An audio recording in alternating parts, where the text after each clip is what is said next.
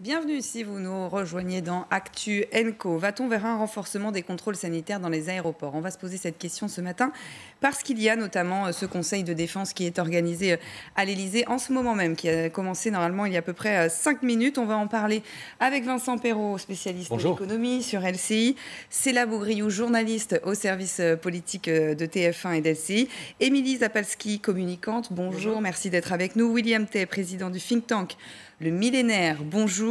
Et le professeur Bruno Megarban, chef du service réanimation à l'hôpital Lariboisière. Bonjour. Bonjour. Merci d'être avec nous. Tout d'abord, on va faire le point, oui, parce que où est-ce qu'on en est sur les tests dans les aéroports? Eh bien, on fait le point avec Catherine André et Astrid Agopian. C'est une initiative mise en place depuis hier à Bordeaux. Un centre de dépistage installé à l'intérieur de l'aéroport. Résultat en 24 à 48 heures. Vous recevrez un SMS. En arrivant ou en partant, les voyageurs peuvent désormais se faire tester gratuitement s'ils le souhaitent. Je trouve que c'est très bien, parce que c'est vrai que l'aéroport, c'est un peu une zone assez sensible pour le virus. Du coup, je trouve ça bien qu'ils le fassent ici. Cette initiative fait encore figure d'exception dans les aéroports français. Pas de dépistage, par exemple, à Roissy et à Orly. Seulement une prise de température à votre arrivée. Une mesure mise en place à l'initiative d'Aéroports de Paris, faute de consignes gouvernementales. Et c'est à peu près tout pour les contrôles à l'arrivée. On nous a demandé de mettre notre masque, c'est tout. Pas de test, pas de formulaire. Pourtant, à l'arrivée en France, il y a normalement une attestation sur l'honneur à remplir, indiquant que l'on ne présente pas de symptômes de la maladie. Un essoufflement inhabituel, des douleurs musculaires. Mais beaucoup de passagers ne l'ont pas vu passer. Je n'ai pas réussi à la trouver sur Internet. J'ai pensé qu'on allait me la donner ici, mais non, rien. Même si elle n'est pas toujours demandée, mieux vaut remplir cette attestation. En cas de contrôle, si vous ne l'avez pas, la compagnie peut vous refuser l'embarquement. On va bien sûr en discuter autour de ce plateau, mais cette question, en tout cas du renforcement des contrôles sanitaires dans les aéroports, il fait l'objet ce matin, je vous le disais, d'un conseil de défense. Et ce matin, depuis 8 minutes environ, Camille Collin, vous êtes sur place pour LCI. Il y a des annonces, on attend des annonces en tout cas à la suite de ce conseil ce matin. Ces conseils de défense sont là justement pour prendre des mesures, se poser la question de savoir s'il faut prendre des mesures plus restrictives ou les assouplir. Alors aujourd'hui, l'idée est plutôt de prendre des mesures plus restrictives dans un temps où les vacanciers circulent beaucoup. Vous l'imaginez, des étrangers arrivent en France, des Français partent à l'étranger et reviennent. Il y a bien sûr la question des contrôles dans les aéroports. Vous le voyez, il y a des mesures qui existent, mais souvent sous la base du volontariat. Alors le gouvernement s'interroge aujourd'hui sur la façon d'améliorer les choses. Faut-il rendre obligatoire les tests dans les aéroports? Faut-il rendre obligatoire une quarantaine? Et dans quel cas faut-il rendre obligatoire ces mesures aussi à la frontière, notamment avec des pays voisins dans lesquels le virus recommence à circuler comme l'Espagne? La question avait été posée la semaine dernière à Jean Castex, qui n'a pas exclu de refermer la frontière avec l'Espagne. Voilà pour les sujets abordés ce matin, avec un gouvernement qui jette un œil tout particulièrement à la situation de la tranche d'âge 20-40 ans en France. Le virus circule dans cette tranche d'âge, bien souvent asymptomatique et qui bouge beaucoup pendant les vacances. Les ministres s'interrogent donc sur la manière de communiquer pour enjoindre les 20-40 ans à respecter les gestes barrières, à se faire tester et à faire particulièrement attention en vacances. Merci Camille. Camille Collin et Julie Janus, donc tout près de l'Élysée où en ce moment se déroule ce conseil de défense. Professeur Megarban, bien sûr, je viens tout de suite vers vous. Il faut renforcer ces contrôles. Alors, on va essayer de diviser tout ça et d'expliquer point par point, notamment sur les tests. Il faut les rendre obligatoires pour vous? Alors, effectivement, actuellement, l'épidémie semble circuler de plus en plus rapidement un peu partout dans le monde. Et donc, effectivement, si on veut limiter l'expansion de cette épidémie en France, il faut très clairement renforcer les contrôles à l'entrée, notamment aux aéroports. Donc ça va se faire des tests obligatoires. Alors effectivement, on va dire, le certificat sur honneur, bon, malheureusement, est dépassé. C'est un peu bizarre, on l'a dit sur ce plateau, la déclaration sur l'honneur comme quoi on n'a pas de symptômes. Au moins 25% des personnes sont asymptomatiques. Donc même si elles disent la vérité, le problème, ça n'empêche pas qu'elles puissent être porteuses du virus. Donc, très clairement, il faut un test objectif. Et donc, c'est un prélèvement virologique. Alors, le problème, effectivement, c'est que le prélèvement virologique tel qu'il est pratiqué actuellement, il est un tout petit peu invasif. Donc, il faut mettre un écouvillon dans le nasopharynx, c'est-à-dire dans le fond de gorge. Et puis, surtout, il prend un peu de temps à être réalisé. Il faut au moins 6 heures en laboratoire, donc le temps d'acheminer le prélèvement, de faire le test. La réponse ne peut venir qu'au bout de 48 heures. Et donc, entre-temps, évidemment, la personne va rentrer dans le pays et donc c'est compliqué. Et c'est là où il faut renforcer les quarantaines, peut-être même... Alors ça, c'est plus compliqué, je crois. En attente même de résultats du test. C'est vrai. Non, je crois que l'idée, c'est plutôt, effectivement, d'aller vers des technologies de réponse plus rapides et plus faciles à faire. Et ce sont les fameux tests virologiques salivaires qui vont arriver. Alors, elles ont, on va dire, 2 apports intéressants. Le premier, c'est qu'on va faire le prélèvement sur la salive. Donc, en fait, c'est moins agressif, c'est plus facile à faire. Mais effectivement, il y a, on va dire, encore des incertitudes à savoir parce que la salive contient probablement moins de virus que lorsque l'on va en fond de gorge. Sur la fiabilité. Et puis, évidemment, il y a une variabilité en fonction de la façon dont on donne sa salive. Est-ce qu'on crache directement dans le tube ou est-ce qu'on se racle bien la gorge? Et donc, il peut y avoir une certaine variabilité. Vous avez dit ils vont arriver. Alors, excusez-moi, parce qu'on a beaucoup entendu cette phrase sur les masques, les tests. Ils sont disponibles, mais ils sont en cours de validation encore. Alors, il y a aussi un deuxième aspect qui est, à mon avis, très important, c'est l'aspect méthodologique, technologique. Puisqu'en fait, avec ces tests-là, on peut avoir la réponse en 30 minutes. Donc, effectivement, le voyageur pourra rester sur place le temps d'obtenir son résultat. C'est compatible. Là aussi, cette nouvelle technologie de PCR, qui n'est pas la technique habituelle classique de RT-PCR, nécessite aussi une validation. Donc ce sont des méthodologies en cours de validation, mais les premiers résultats semblent rassurants et semblent laisser envisager que ces technologies puissent être utilisées rapidement dans les aéroports. Émilie Zapalski, justement, rapidement, tout ça c'est très tardif, non? En tout cas, c'est peut-être ce que les Français se disent, et c'est peut-être même un peu aberrant pour certains que dans les aéroports, ces contrôles n'aient pas été renforcés dès le moment des confinements, peut-être. Oui, on a l'impression qu'on court. Là, on court derrière. On voit bien que l'épidémie avance. On n'est pas préparé. On est au mois de juillet. On a l'impression quand même qu'il y a eu plusieurs mois on a eu du confinement, on a eu l'épidémie. Et là, on a l'impression qu'on est au même niveau qu'en février-mars, quand on a découvert l'épidémie. Alors, sûrement pas parce qu'on a une capacité à suivre les foyers épidémiques peut-être meilleure. Encore que les brigades, on n'en entend pas tellement parler, je ne sais pas si c'est très efficace. Donc, on a l'impression qu'on a eu du mal à apprendre, à faire ce retour d'expérience sur la première phase de l'épidémie et qu'on en est quasiment au même stade.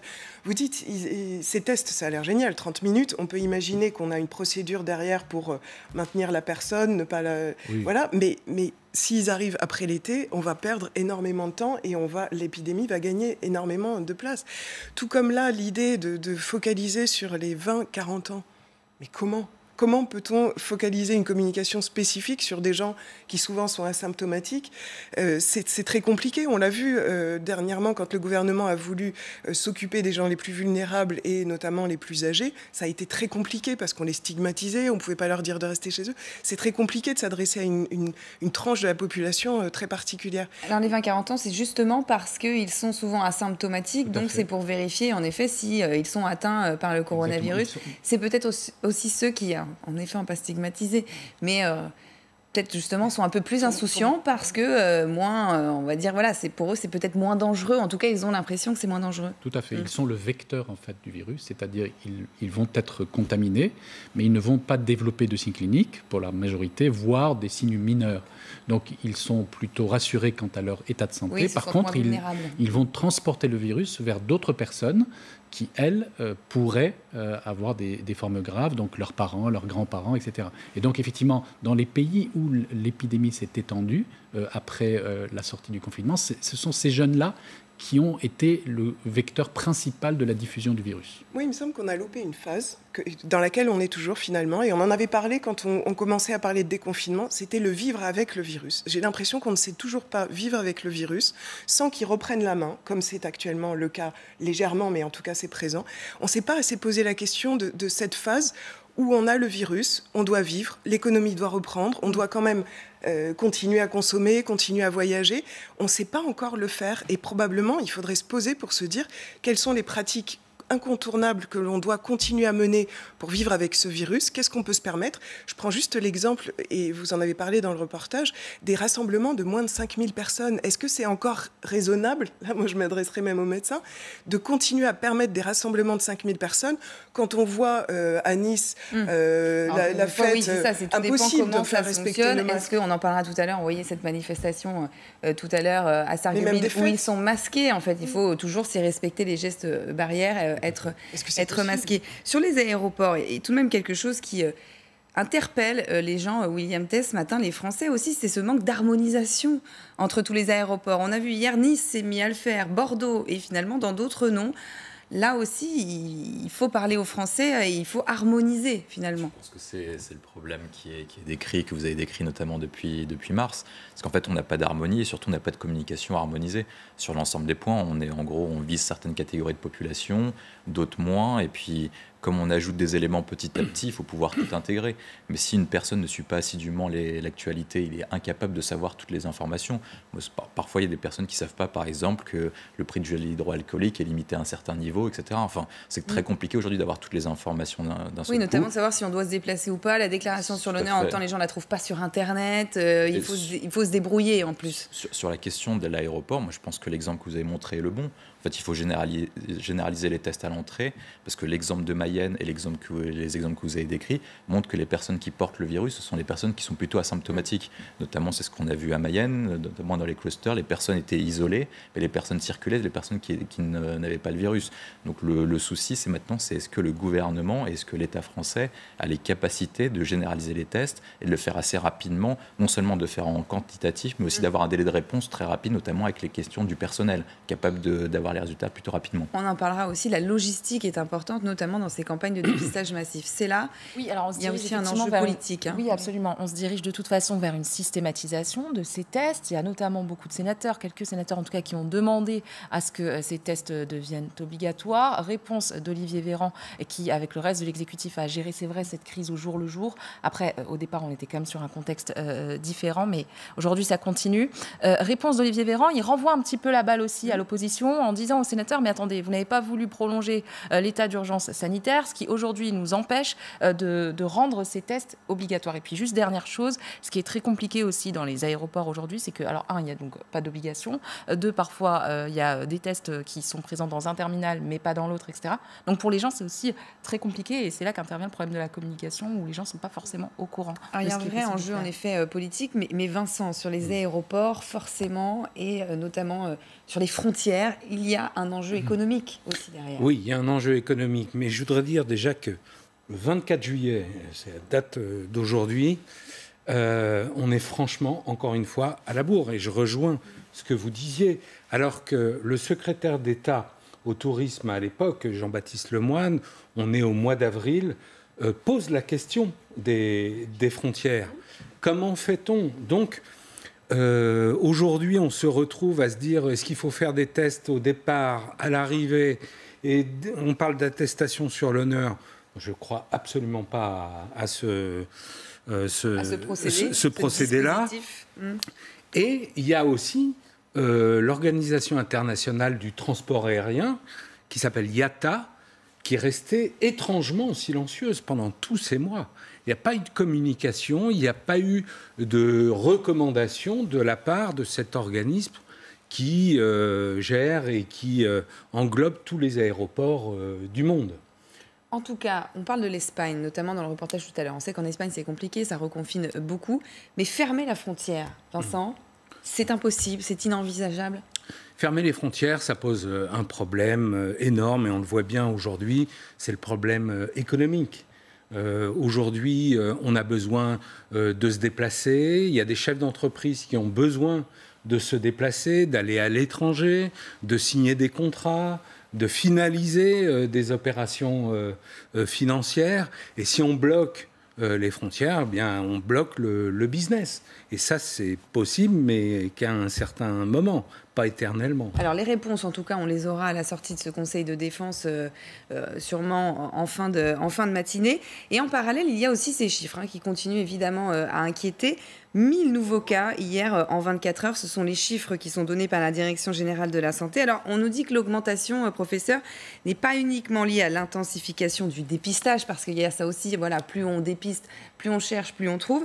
Parce que le nombre de cas détectés, il progresse quand même plus rapidement en pourcentage que le nombre de tests effectués. On va reprendre les choses clairement. Est-ce qu'il faut s'inquiéter sur ce chiffre, cette évolution de ce chiffre? Alors, à nouveau, tous ces chiffres-là sont plutôt dans la fourchette basse de la situation. C'est-à-dire qu'en fait, l'épidémie, quand même, circule à un niveau relativement bas. Simplement, c'est l'ensemble de ces indicateurs qui sont précoces sont en augmentation. C'est pourquoi on est inquiet. Voilà, en fait, c'est les prémices peut-être d'une deuxième vague. Il y a un frémissement de l'expansion de l'épidémie. Mais effectivement, ce n'est pas parce qu'on fait plus de tests qu'on dépiste plus de gens, puisque le taux de positivité des tests reste le même, voire augmente très légèrement. Donc en fait, plus on dépiste, plus on identifie tout simplement des personnes qui ont été contaminées, et ce nombre augmente réellement. Vous avez parlé de chiffres de 1000 nouveaux cas par jour il y a 24 heures, alors que la semaine passée, c'était quasiment la moitié. Donc effectivement, ça augmente. Maintenant, ça reste relativement bas, et le nombre de clusters et de foyers épidémiques sont encore limités et encore pour la majorité très bien contrôlés et cernés. On va revenir en effet sur ces foyers de contamination, mais je veux revenir sur ces chiffres, les chiffres à scruter. Ceux qu'on a en tout cas scrutés pendant cette épidémie, c'était le nombre de patients qui étaient admis en réanimation. On disait que c'était vraiment le curseur, en tout cas c'est ce que les médecins nous disaient en plateau. Lui, il a pour le coup arrêté de diminuer parce qu'il est à 83 donc patients admis en réanimation cette semaine. La semaine précédente, c'était 78. Alors oui, avant, ces chiffres, c'était par jour, les dernières 24 heures. Donc ça reste faible, mais ça va être les chiffres. Ce sont les chiffres à surveiller tout de même. Alors ça, ce sont les indicateurs un peu plus tardifs. C'est-à-dire lorsqu'effectivement, on va observer une augmentation plus importante du nombre de cas de patients Covid plus admis pour des pneumonies graves en réanimation, c'est que là, l'épidémie circule franchement. Donc, à ce jour, le chiffre de 83 est relativement bas. Par contre, effectivement, là aussi, il augmente, puisqu'en fait, pendant le mois de juin, il était quasiment proche de zéro.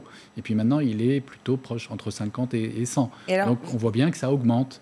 Vous, dans votre hôpital, j'ai envie de vous demander, alors, bien nous, sûr, depuis 3 semaines, on a un cas par semaine de Covid grave, nécessitant une oxygénation très importante, voire une ventilation artificielle.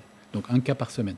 Alors qu'au moment de l'épidémie, on en avait une dizaine par jour. Donc ça n'avait rien à voir. Mais au début de l'épidémie, ces chiffres ont été là aussi à un moment. Donc ça reste évidemment à surveiller. Exactement. Vous parliez de ces foyers de contamination. La France en compte désormais 120 qui sont tous en cours d'investigation. Encore une fois, c'est parce qu'aussi on a cherché, qu'on a trouvé 10 nouveaux foyers de contamination en 24 heures. On se rend compte qu'ils sont de plus en plus provoqués par les rassemblements familiaux, les mariages notamment. Santé publique France appelle à porter une attention particulière à ces regroupements. William Tay, il faut dire finalement aux gens qu'il ne faut pas aller au mariage, il ne faut pas aller voir ses grands-parents, éviter les regroupements familiaux. Ça paraît compliqué après 3 mois de confinement. Je pense que le seul moyen pour éviter un confinement partiel ou complet, c'est d'avoir plus de tests et d'augmenter nos capacités, notamment de lits de réanimation. En fait, tout l'objectif du gouvernement, d'ici la probable deuxième vague qui va arriver cet automne, c'est de renforcer nos capacités industrielles pour avoir les capacités pour lutter contre cette deuxième vague et éviter. Parce que globalement, pour le gouvernement, un reconfinement complet serait un échec, un reconfinement même partiel sera un demi-échec. C'est là tout l'objectif.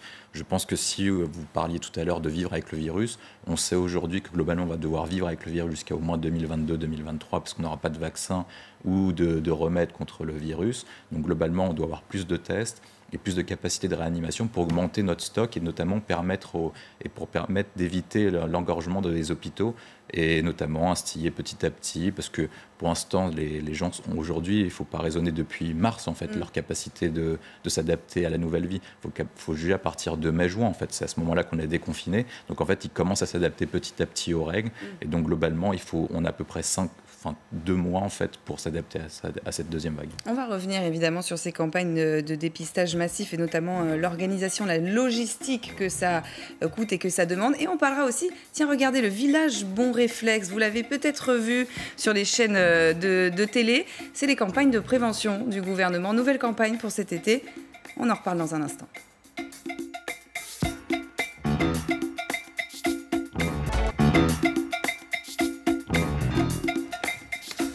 Actu & presque 10h30, bienvenue si vous nous rejoignez sur LCI. On parle évidemment sanitaire, on parle des tests. L'agence sanitaire qui pointe aussi une augmentation du nombre de patients testés tardivement, c'est-à-dire quand on a des symptômes au bout de 5 à 7 jours. Professeur, clairement, il faut aller se faire tester tout de suite quand on sent un symptôme, qu'on a l'impression d'avoir un symptôme.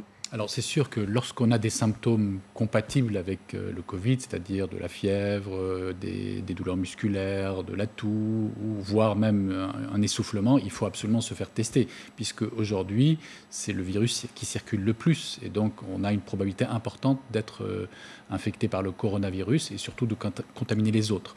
Maintenant, il ne faut pas uniquement être testé lorsque l'on est symptomatique, puisque plus de 25% des personnes porteuses du virus sont asymptomatiques. Donc en fait, il faut le faire aussi lorsque on pense avoir été en contact avec une personne symptomatique ou porteuse du virus, ou évidemment par prévention si on veut aller voyager pour rencontrer des parents ou aller dans une fête familiale pour éviter de répandre le virus. On voit en effet dans les Donc il y a plusieurs indications possibles. Ce sont souvent les gens qui partent en vacances qui, avant de partir, se font tester. 361 000 personnes ont réalisé un test virologique de dépistage rien que sur la semaine dernière. Dépistage massif qui ont une valeur aussi scientifique. On va en parler, mais on va aussi parler de la logistique. Vous voyez qu'on écoute le professeur Éric Côme à ce sujet. On a beaucoup parlé des tests et vous savez comme moi qu'aujourd'hui il y a des difficultés dans certains endroits pour se tester. Or il faut être très rapide dans ce genre d'épidémie, très très rapide quoi. Et nous on n'est pas rapide, on est lent. Donc vous savez quand on voit les difficultés qu'ont eu les Chinois ou qui continuent d'avoir, ou à Hong Kong, vous avez vu que l'épidémie était peut-être en train de repartir, où ils sont extrêmement rigoureux, beaucoup plus rigoureux que nous et beaucoup plus dans la maîtrise de ces épidémies-là. Et quand on voit que malheureusement chez eux ça repart, on se dit que ce n'est pas avec ce que nous on fait que ça risque de ne pas repartir. Le constat est sévère, Émilie Zapalski. Oui, mais c'est un peu la réalité. Alors après, il faut aussi arrêter de s'autoflageller parce que je pense qu'autour, on voit la Belgique, on voit l'Italie. Il y a quand même des difficultés dans beaucoup d'autres pays. On n'est pas les seuls, je crois, dans ce cas-là. Masque obligatoire dès demain dans les rues commerçantes de Belgique. Voilà. Mais je pense qu'à chaque fois, on a l'impression que voilà, on prend pas, on tire pas des leçons de ce qui vient de se passer. Voilà, c'est simplement ça que je regrette, moi, personnellement.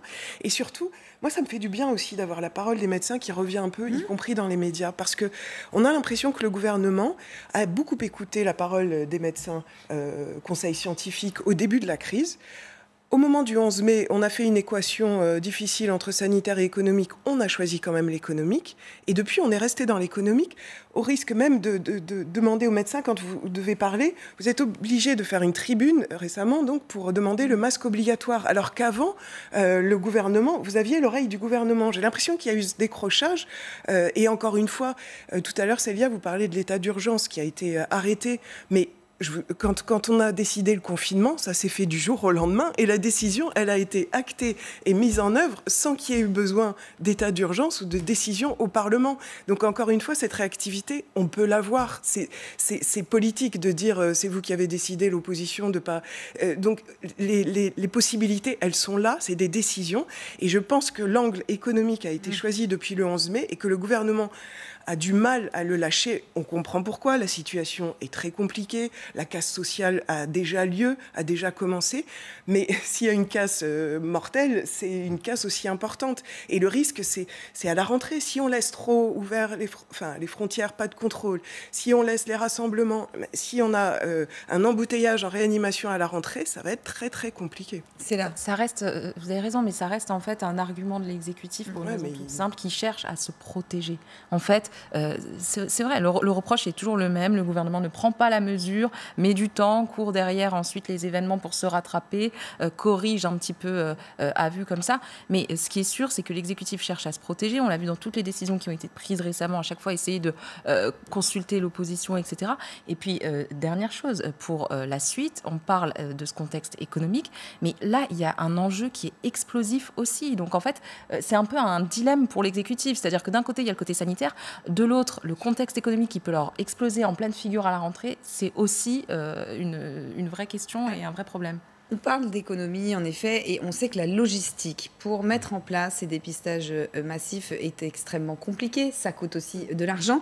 Mais en même temps, pardon, je m'en étouffe, William Tay, comment on peut dire ça aux Français alors qu'en effet, parallèlement, on explique qu'en Asie, et on voit les pays asiatiques qui, eux, ont dépisté de façon ultra massive et ultra rapide. En fait, les pays asiatiques ont la mémoire du SRAS au début des années 2000, donc ils ont réagi très rapidement. Et est-ce que leur budget santé est peut-être plus important finalement que le nôtre? Alors, je ne pense pas que le budget santé soit le plus important, parce que la France a le budget santé le plus important au monde, en termes de dépenses publiques en tout cas. Ah ben c'est là le paradoxe. En dépenses de dépenses c'est le système le plus élevé. Non, je pense que c'est plutôt la réponse gouvernementale et la maîtrise de l'appareil d'État sur la population qui est plus important, notamment en Chine, où c'est assez important. Et puis dans les autres pays comme la Corée du Sud, le Japon et Taïwan, en fait, c'est leur capacité industrielle qui leur permet d'avoir des tests et des capacités de lit, de réanimation beaucoup plus importantes que les nôtres.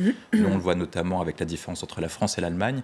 On dépense plus par habitant que l'Allemagne sur notre système de santé, mais l'Allemagne a 4 fois plus de lits de réanimation que nous. Toute la question, moi je pense que le gouvernement en fait doit décider d'un cap.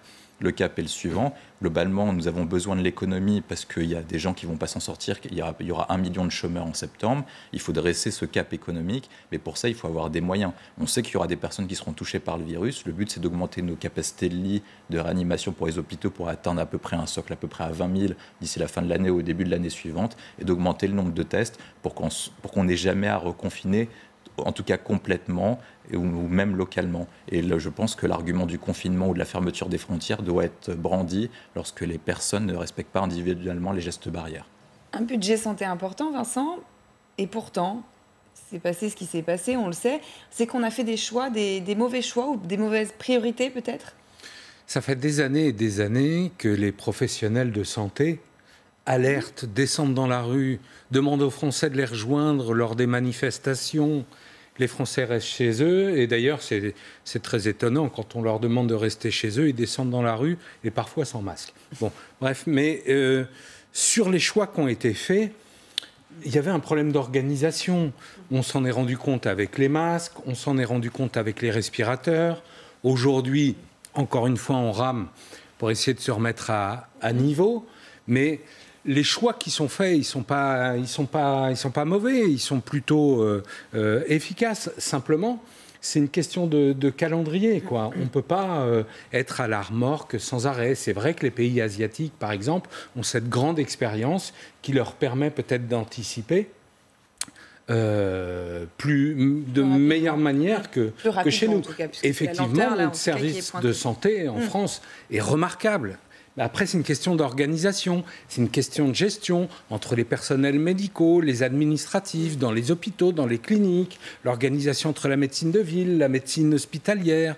Enfin, bon, tout ça fait que quand on se retrouve dans une situation compliquée comme celle du Covid, eh bien, tous ces éléments remontent à la surface et créent des problèmes. Il y a un enjeu économique, en effet, un enjeu politique. Il y a aussi un vrai enjeu quand même pédagogique, c'est-à-dire ne cesser de rappeler tout de même aux gens, un peu peut-être les barbés, mais il faut, pour faire rentrer les gestes barrières, le port du masque. Alors, le gouvernement et un service, le service d'information du gouvernement, qui s'occupe de ces campagnes de prévention. Il y a eu le lancement d'une nouvelle campagne, le 2 juillet, c'est le village des bons réflexes. On va regarder un petit extrait. Allez à table! Ici, les bons réflexes passent avant tout. Pour Marc, c'est plutôt de perdre chaque année qui est un réflexe. Pas vrai, Marc?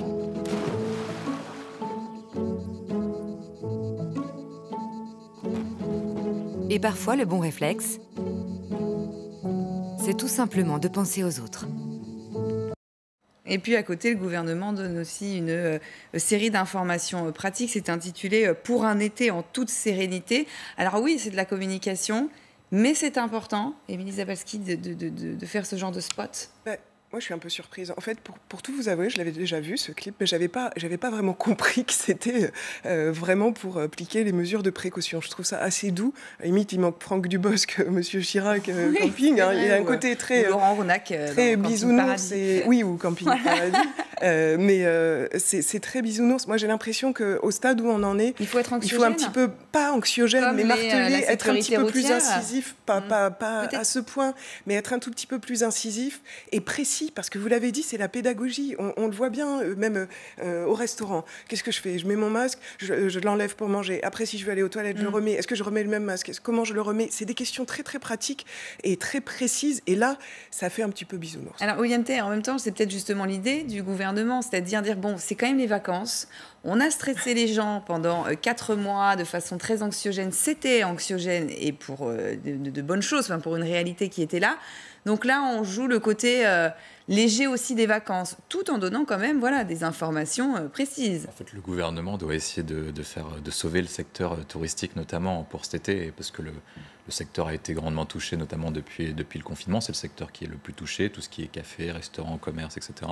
Le problème, c'est qu'en fait, pour moi, ils ont fait un pari qui était un pari qui était énoncé par différentes universités, qui était que le virus circulait moins, notamment en période d'été, et que c'était plutôt un virus saisonnier. Donc ils ont plutôt espéré que le virus circulerait notamment à partir d'octobre, ce qui à peu près se confirme. Le problème, c'est qu'avec ce genre de communication, en fait, je ne comprends pas quelle est la cohérence avec leur volonté de viser les 20-40 ans, notamment les personnes asymptomatiques, parce que je ne pense pas qu'ils soient touchés par un clip tel que celui-là. Il faudrait peut-être reprendre une thématique ou une tonalité plus martiale et guerrière, notamment ce qu'avait fait Emmanuel Macron au début de ses premières interventions en mars dernier. On est dans la guerre. On est dans une guerre. Moi, je pense que c'est... Professeur, qu'est-ce que vous en pensez, vous? Non, je crois qu'il faut effectivement informer. Alors, on va dire, il faut différents types de messages pour toucher différents types de populations. Mais je crois que quand même, depuis un certain temps, on a répété les messages sous toutes les formes. Je dirais, aujourd'hui, s'il y a quelqu'un qui n'est pas informé des gestes barrières, c'est qu'il vit en dehors du monde. Donc, à mon sens, maintenant, il faut aussi responsabiliser, parce que, on va dire, il faut que tout le monde connaisse les mesures barrières. D'ailleurs, souvent, dans les réunions où il y a des personnes qui ne les mettent pas en pratique, ils avouent, on les connaît, mais là, aujourd'hui, on a voulu faire une exception. Et donc, en fait, il faut se dire, on va vivre avec ce virus pour plusieurs mois, voire un temps encore plus long. Il faut donc que toutes ces mesures rentrent dans la pratique quotidienne, qu'on les applique. Et si on les applique, il n'y a aucune raison que l'épidémie s'étende. C'est surtout ça, c'est parfaitement préventif. La prévention est totale, donc il n'y a aucune raison que l'épidémie s'étende. Vincent. Les entreprises, pour parler de ce que je connais, se sont remarquablement bien adaptées. Les directions ont pris des mesures dans les TPE, PME, grands groupes, ont accompagné leurs salariés, ont même tenté exactement de les rassurer, leur ont passé des masques, du gel, et ça continue. On proposait des tests un temps avant que Muriel Pénicaud dise non, non, non, non, non. Oui, exactement. Et je crois que ça a permis aux gens et aux salariés en particulier d'être prise de conscience, rassurés qu'il y ait cette prise de conscience. Alors, la rentrée sociale, on va en parler parce qu'elle va être chargée, même si, on verra ça avec vous, Vincent, il y a des petits signes de reprise. L'intersyndicale, ce matin, de l'usine Smart et des sous-traitants ont appelé à une manifestation qui se déroule à Sarreguemines depuis 10 heures ce matin. Le groupe allemand Daimler, propriétaire de la marque, avait annoncé début juillet vendre l'usine de fabrication de cette petite citadine électrique en raison des difficultés financières qui étaient évidemment liées à l'épidémie du Covid-19. Des manifestants masqués, on va en reparler notamment avec vous, professeur. Mais Camille Baron, vous êtes sur place. Est-ce qu'il y a du monde déjà? On a l'impression derrière vous. Oui, il y a plusieurs centaines de manifestants ici, beaucoup de salariés de l'usine qui se sont mis en grève, bien sûr, mais aussi leurs familles et des habitants de la région venus les soutenir. Alors parmi eux, il y a Patrick Oskovic, délégué syndical CFDT de l'usine. Bonjour, quel est votre état d'esprit, vous, aujourd'hui? Pourquoi est-ce que vous êtes venus manifester? Aujourd'hui, on se sent tous trahis, tout le site se sent trahi par Daimler et voilà qu'on est venu montrer notre colère. Et qu'est-ce que vous attendez de la part du repreneur? On aimerait bien que, quel que soit le repreneur, il sauvegarde les 1600 emplois sur le site. C'est notre priorité première. Et on le rappelle, les revendications de cette intersyndicale, eh bien, c'est le maintien des 1600 emplois industriels du site, leur maintien pendant au moins 8 ans ici en Moselle. Merci Camille. Camille Baron et Adriana Co, donc en direct de Sarreguemines en Moselle. On est aussi en direct avec Cyril Chabagnier. Bonjour, vous êtes président de la CFTC. 1600 salariés sont concernés sur ce site. L'objectif, clairement, c'est d'exiger le maintien des emplois industriels sur le site. Clairement, c'est l'objectif numéro 1, demander des garanties à Daimler. Nous avons quand même aujourd'hui une entreprise qui a demandé des sacrifices forts au niveau des salariés. Depuis 2015, les salariés de cette entreprise Smart ont travaillé plus en ayant des salaires modérés, 39 heures de travail payées 37 pendant 5 années. Ça devait se terminer d'ailleurs en 2020. Des engagements forts aussi de la société en disant qu'il y aurait 500 millions d'investissements, alors sachant que la marque Smart allait s'arrêter entre 2022 et 2024, mais des engagements forts sur le fait qu'il y aurait 2 modèles de Mercedes qui seraient produits dans cette ville. Donc des engagements, des sacrifices au niveau des salariés, et du jour au lendemain, on leur dit que la société sera vendue et que tous les sacrifices qu'ils ont faits vont tomber à l'eau. Donc évidemment, déjà, c'est très dur, et tous les salariés ont évidemment le soutien de la CFTC et mon soutien. Et on est très à cheval, évidemment, et on travaille sur le fait de pouvoir trouver un repreneur. Mais avant tout aussi, avant d'étudier toute reprise, il faut que Daimler s'engage, et s'engage fortement, au cas où le repreneur ne réussisse pas, à pouvoir trouver des solutions pour les salariés. Pour vous, c'est un prétexte, le Covid-19 ? C'est la bon dos, le virus ? Je ne sais pas si le virus a bon dos. C'est évident qu'il y a une situation qui est compliquée aujourd'hui et sur laquelle il faut tenir compte. Et on pourrait comprendre qu'il y ait des ajustements à faire par rapport à ce virus.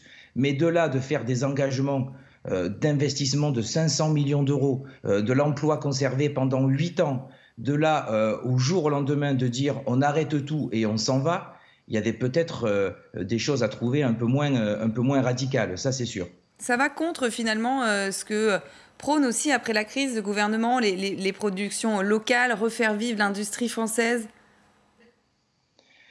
Alors oui, alors là en l'occurrence c'est pas une industrie française, c'est une industrie allemande. Faire du travail, en tout cas faire travailler la France. Mais en tout cas ils font travailler la France. Il faut absolument qu'on arrive à sauvegarder les emplois. C'est un engagement fort. Il y a aujourd'hui un repreneur, Ineos, qui s'est proposé, sur lequel le ministère travaille sur la faisabilité de cette reprise. Il y a un travail qui est fait aussi pour essayer de trouver d'autres repreneurs, mais il faut absolument qu'on maintienne l'emploi parce que, y compris, et c'est là aussi toute la difficulté, c'est qu'il y a toute une chaîne d'emplois qui se fait. Il y a aujourd'hui l'usine Smart, d'ailleurs dans cette ville qu'on appelle Smartville, sur lequel Ineos se proposerait de garder les emplois, mais il y a des partenariats qui sont faits, des sous-traitants, sur lesquels certains ont un contrat de mobilité et pourraient être gardés, mais pour une moitié, on ne sait pas s'ils seront gardés ou pas. Donc il n'y a même pas que l'usine Smart, il y a Smart et les partenaires dans ce bassin d'emploi. Et ça va être très très compliqué pour les garder. Donc il faut absolument qu'on se batte. La mobilisation est importante aujourd'hui et on doit trouver des solutions. L'État a reçu l'intersyndicale il y a maintenant 2 jours. Ils sont au travail au niveau des repreneurs. Et ce que nous demandons, nous, en tant qu'organisation syndicale et à la CFTC, c'est qu'il y ait une garantie des 1600 emplois qu'ils restent dans ce bassin d'emploi. Et même en cas de repreneur, que Daimler, qui est le patron aujourd'hui, s'engage, si l'entreprise qui reprend ne réussit pas, s'engage à trouver des solutions pour les salariés. On a besoin de ces 2 engagements très forts. Merci Cyril Chabagnier d'avoir témoigné sur notre antenne. Évidemment, vous intervenez si vous le souhaitez pendant l'émission. Professeur, j'ai une question, c'est vrai, qui nous a interpellés. Ils sont masqués, ces manifestants, ils sont plusieurs centaines dans la rue. La rentrée sociale, déjà des manifestations prévues. Quand il y aura des milliers de gens dans la rue à Paris, là, les masques seront obligatoires. C'est la responsabilité des syndicats, notamment, de leur dire il faut porter des masques. Parce que si un mariage de 100 personnes entraîne 15 contaminations derrière, on se dit que ces manifestations, ça va être compliqué, non ? Non, tout à fait. On va dire le lieu principal où se fait la contamination, c'est le lieu clos. notamment lorsqu'il y a du brassage de la population et lorsque l'on ne peut pas respecter la distanciation sociale et on reste en contact de façon relativement prolongée. Alors, dans une manifestation en plein air où on marche, on va dire les risques sont plus faibles. Mais effectivement, il convient, lorsque quand même le niveau de circulation du virus est important, et notamment on s'attend à ce qu'en automne, il soit beaucoup plus élevé qu'actuellement, à ce moment-là, très probablement, il faudra étendre effectivement le port du masque dans ces conditions, c'est-à-dire y compris à l'air libre, mais lorsque l'on est proche ou lorsque l'on reste côte à côte pendant un temps assez important. N'oublions pas que le mode de contamination, c'est on va dire les gouttelettes de salive qui sont projetées sur les voies respiratoires de la personne d'à côté, en parlant ou en toussant. Voilà. C'est comme ça. Il faudra tout de même être vigilant parce que oui, Vincent Perrault, la rentrée sociale s'annonce chargée. C'est même la pré-rentrée, cette manifestation, on peut dire, ce matin. Oui. Et ça montre en tout cas que la crise sans doute, mais économique est bien là. On s'inscrit dans un temps long parce que la casse sociale va être importante. Certes, il y a des petits signes de frémissement de l'économie, mais il faut voir d'où on part. On part de très loin. Donc, effectivement, la Banque de France nous dit qu'on a le climat des affaires, par exemple, du mois de juillet, qui poursuit un léger redressement, plus 7 points. On sent des reprises de part et d'autre, mais encore une fois, il y a une question, et c'est la base, de confiance. Si la confiance n'est pas là, s'il y a des doutes sur la manière dont le gouvernement gère la suite de l'épidémie, les chefs d'entreprise vont rester frileux, c'est sûr. Ouais, moi, il me semble, pour reprendre cet exemple de la Moselle, c'est quand même un symbole de pas mal de difficultés auxquelles l'industrie est confrontée. Parce que tout à l'heure, le président de la CFTC parlait du projet. Alors, c'est des équipes qui se sont mis... C'est un territoire quand même qui est très désindustrialisé, qui est passé des mines à la sidérurgie, qui se forme aux véhicules électriques. Et là, on leur propose, le projet qu'on leur propose, Ineos, il faut savoir que c'est quand même pour construire des 4x4 à essence. Hein. Donc, on est quand même dans une conversion du territoire qui est très contrarié. Oui, de la Zoé au et c'est un territoire aussi qui a réussi. Le Grand Est, ils ont attiré le plus d'investissements étrangers en 2019, et notamment la Moselle. Donc c'est un territoire qui essaie de se reconvertir. Et là, on leur oppose ça avec, ce que vous avez souligné aussi, des efforts énormes au niveau social. Donc cette histoire d'accord collectif qui échoue finalement, alors que le gouvernement a essayé d'en parler au début, là, en amorce de la crise, en disant peut-être qu'on va demander des efforts aux salariés sans contrepartie salariale. Et on voit bien que même si on fait ce genre de décision, ça ne marche pas à tous les coups. Donc c'est terriblement décourageant quelque part de se dire, même avec cet effort, cette volonté qu'a la Moselle de se réindustrialiser autrement, de se reformer, d'accepter des contraintes sociales, et on voit qu'on a du mal. Et ça va être beaucoup ça va être cette question de choisir, est-ce qu'on choisit tout projet industriel, quitte à ce que ça soit pas du tout écologique, et parce que ça fait de l'emploi, est-ce qu'on va sélectionner, c'est déjà dur d'attirer des projets, donc est-ce qu'on va resélectionner, on est dans l'industrie de demain là, et dans les choix, et dans les difficultés, il va pas falloir se décourager, je veux dire qu'il y a beaucoup de choses qui sont lancées sur la partie industrielle, et tant mieux, parce que la crise des Gilets jaunes, additionnée à la crise de la Covid-19, nous a montré qu'on avait besoin d'industrie dans les territoires, que c'était pas la fin de l'industrie comme on a pu croire pendant ces 20-30 dernières années. On recommençait à créer de l'emploi industriel. Là, la crise de Covid refait un arrêt complet. Les usines, bon, il y avait création, disparition d'usines, on était encore très juste. Mais il va falloir, cette volonté, elle est beaucoup plus affichée, mais ça va être très courageux de continuer, et surtout, ça va être sur des années et des années de reconstruction industrielle. Tous les secteurs, de toute façon, le secteur automobile, le secteur de l'habillement, sont le Covid a été un accélérateur. Oui, tant mieux, on peut se dire tant mieux. Finalement. Oui, mais pour les entreprises qui étaient en mauvaise santé, ça a été un accélérateur dans le mauvais sens. Oui. Alors, dans le cas d'Ineos, qui va être reçu aujourd'hui d'ailleurs à Bercy, par Agnès Pannier-Runacher, qui est la ministre déléguée à l'industrie. La question va être de savoir si le gouvernement va réussir à peser finalement sur Daimler. Est-ce qu'il a la possibilité de faire pression sur Daimler pour conserver ces 1600 emplois, dont on doit dire que derrière, il y a toute la sous-traitance d'une région.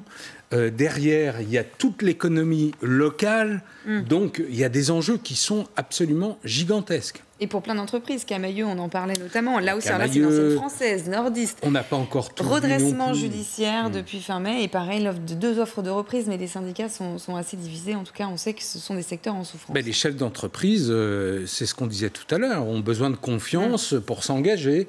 Et donc, reprendre, oui, mais pas n'importe comment, pas à n'importe quel prix, pas avec des effectifs qui ne sont pas adaptés. William, peut-être très rapidement. C'est pour ça que l'important, c'est de mettre l'accent sur l'économique et donner tous les moyens pour qu'on évite tout reconfinement partiel ou complet. Non, je pense qu'il faut... Dans une période de crise, à mon sens, il faut qu'on équilibre entre le sanitaire... Si on prend le cas de l'Allemagne, par exemple, l'Allemagne a une industrie puissante et a les moyens notamment d'éviter des confinements. Même, ils ont uniquement fait des confinements très partiels, en fait. Donc, c'est parce qu'ils ont une grande capacité, peut-être pas qualitative par rapport à nous, mais en tout cas... quantitativement, ils ont beaucoup plus de capacités que nous et ça leur a permis d'éviter notamment de confiner totalement leur pays. Le but aujourd'hui, c'est à la fois de proposer un horizon pour nos industries, de leur permettre d'avoir des moyens de déboucher, et le débouché principalement européen, et ensuite après d'alourdir les charges réglementaires et fiscales pour leur permettre de proposer un horizon sur les 20-30 prochaines années. Voilà, donc ce sera en tout cas des dossiers à suivre. Merci d'avoir participé à cette émission. Mais restez avec nous, ce n'est pas terminé. On va parler du temps des tempêtes, le nouveau livre de Nicolas Sarkozy. Les bonnes feuilles, on en parlera évidemment sur ce plateau. Et puis Marlène Schiappa sera notre invitée à 11h30. Voilà, c'est tout de suite sur RCI.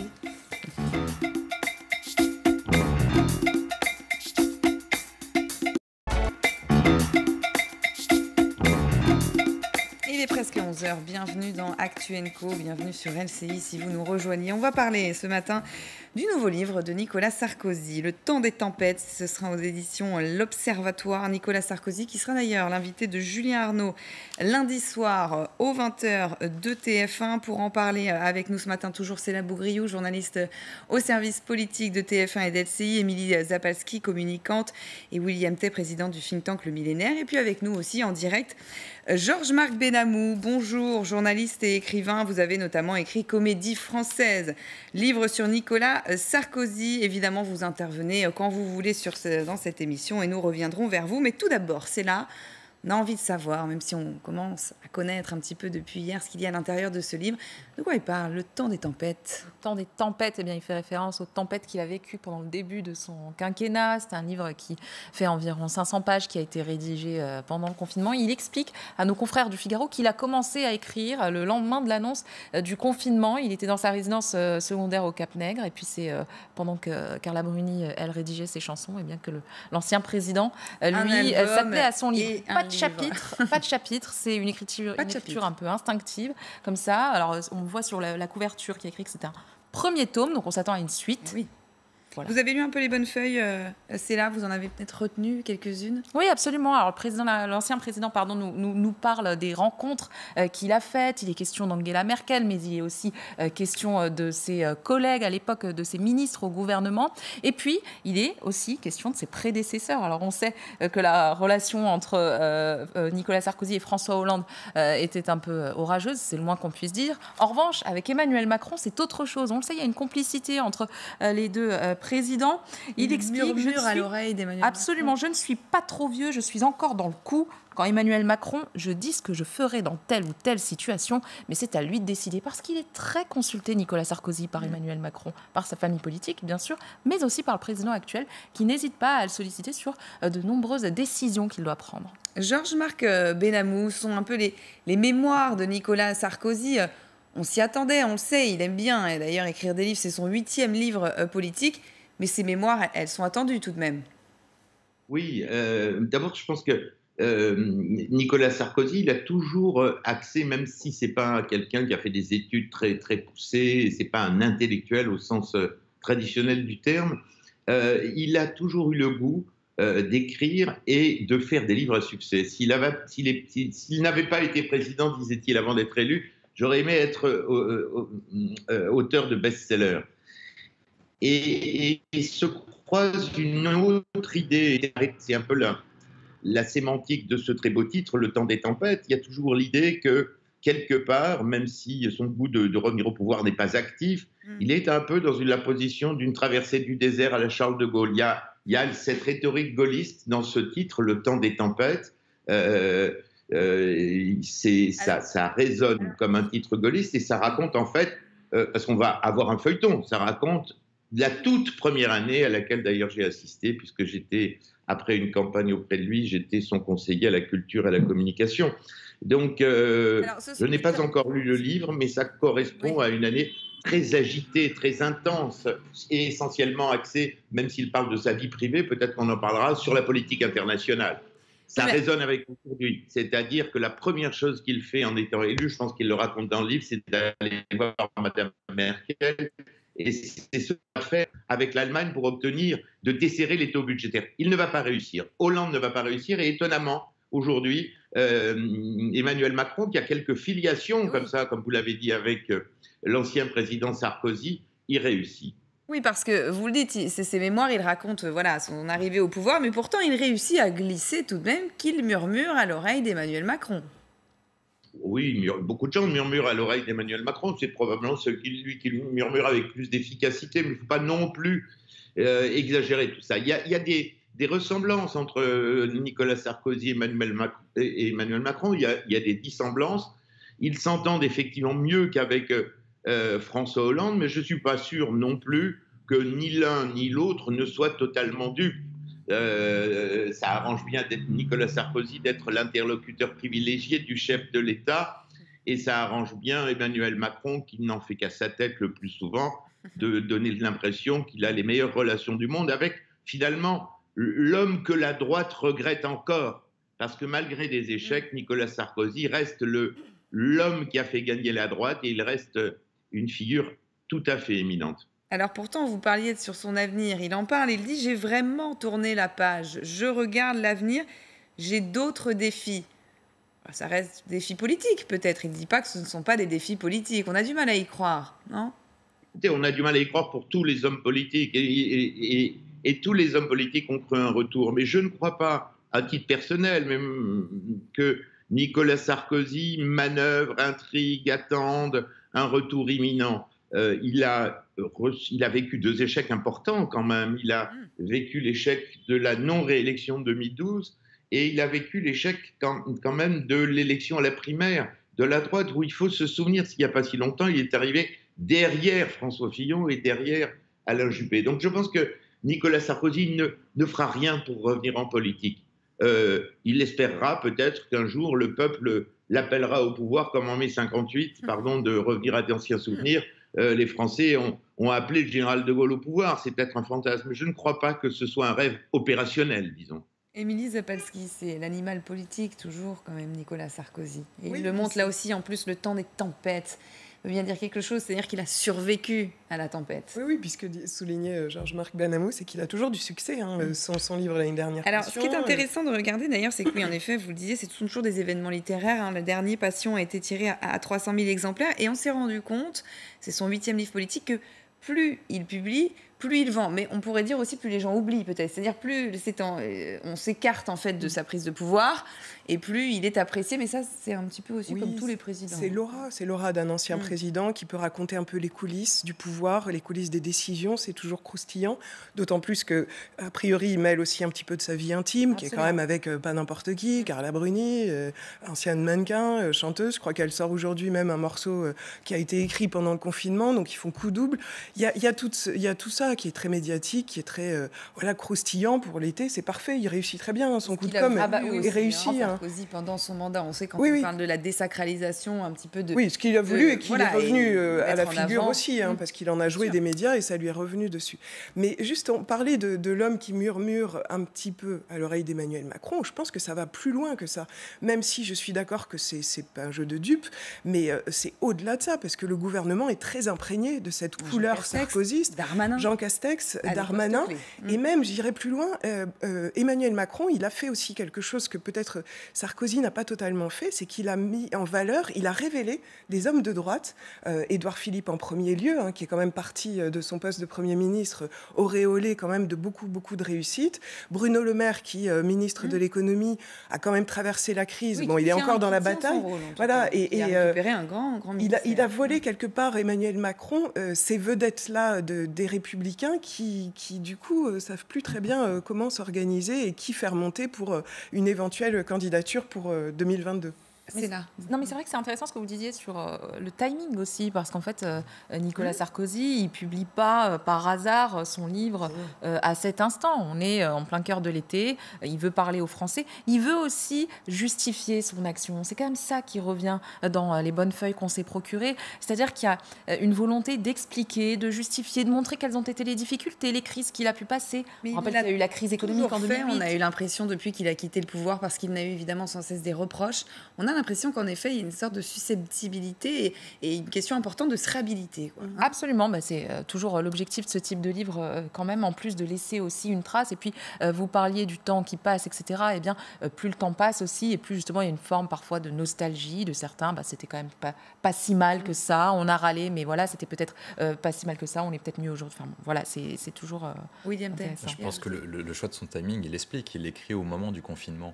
Il y a un point qui va être intéressant, c'est l'analyse et la comparaison de la gestion de crise par Emmanuel Macron en 2020 et celle de Nicolas Sarkozy en 2008. Ce qu'on a compris en 2008 en termes de gestion de crise, c'est ce qui fonctionnait, c'était l'application allemande du chômage partiel et notamment de la mise en activité en sommeil. Par contre, on n'a pas pris en compte le deuxième volet qui était les capacités industrielles. Et c'est là qu'on voit qu'on a un véritable trou aujourd'hui, notamment sur cette gestion de crise.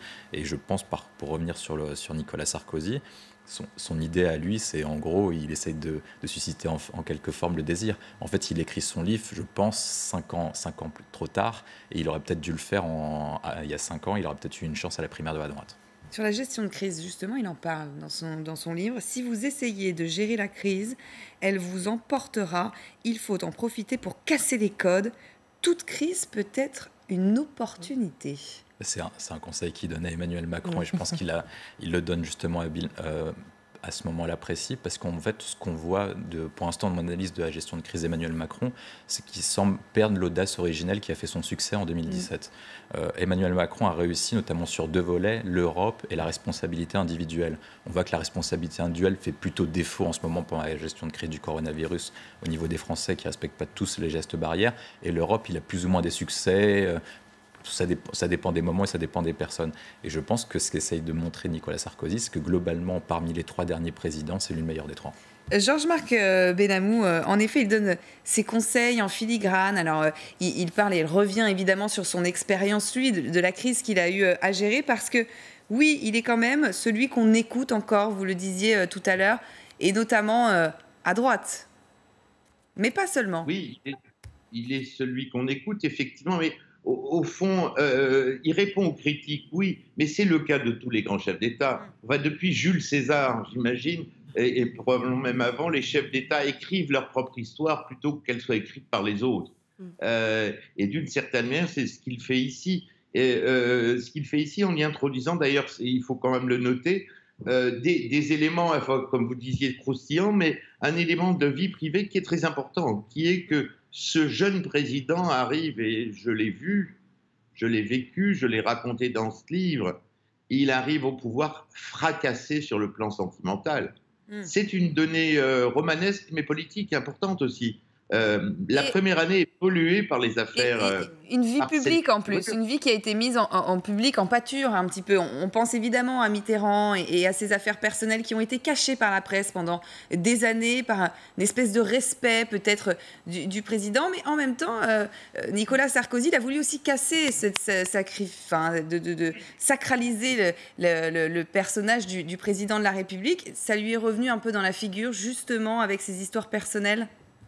Imaginez que, moi je me souviens très précisément que le jour du premier tour où il dépasse les 30%, il est beaucoup plus heureux que le jour où il gagne véritablement 15 jours plus tard. Ce jour-là, le soir du deuxième tour et de la victoire, la femme qu'il aime n'est pas là, elle n'a probablement pas voté à Neuilly, elle va l'humilier, en tout cas... lui faire mener une vie d'enfer, et c'est un homme malheureux ce jour-là qui gagne. Vous ne pouvez pas imaginer la souffrance de cet homme parce que Sarkozy était aussi un hypersensible. Et il avoue enfin cette difficulté, en tout cas dans les quelques pages dont on a parlé et que j'ai pu lire, il parle pour la première fois de cette difficulté qui, outre les dessins du monde, la politique étrangère, enfin la vie privée dans la première année, la déchirure Cécilia, la rencontre Carla Bruni va occuper aussi beaucoup de place dans ce début de vie d'un monarque républicain. Alors justement, vous parliez de ces citations sur sa vie privée, parce qu'en effet, dans les bonnes feuilles, en tout cas, à lesquelles on a pu accéder, il en parle. Hein, oui. Oui, absolument. Les observateurs décrivaient chaque détail de ma vie professionnelle, me prêtant à chaque fois des intentions machiavéliques, sans jamais imaginer la part immense laissée dans l'exercice du pouvoir à l'intention, au hasard, aux circonstances. Parce que Nicolas Sarkozy, dans son livre, il en profite aussi pour étriller certains journalistes, certaines façons de travailler. Il règle ses comptes. Il règle ses comptes, il cite des noms, il parle de Jean-Michel Apathy, il parle de Laurent Geoffrin, il tresse des lauriers en revanche à Alain Duhamel. Enfin bon, voilà, il y a aussi... justement cette volonté de régler ses comptes aussi, de dire à chaque fois qui il a aimé, qui il n'a pas aimé. À un moment, il parle de François Bayrou. Enfin bon, à chaque fois qu'il parle des personnalités qu'il a croisées, eh bien, il y en a à qui il fait des compliments et puis d'autres qui se permet de critiquer. Alors, on parlait de l'aura, en effet, toujours des anciens présidents. On s'est aussi amusé à faire un petit comparatif. Alors, les leçons du pouvoir, c'est François Hollande. C'était peut-être trop tôt. Après, en fait, la fin de son quinquennat, à 150 000 exemplaires, alors que Jacques Chirac, évidemment, alors là, c'est mémoire, le premier tome à 370 000 exemplaires.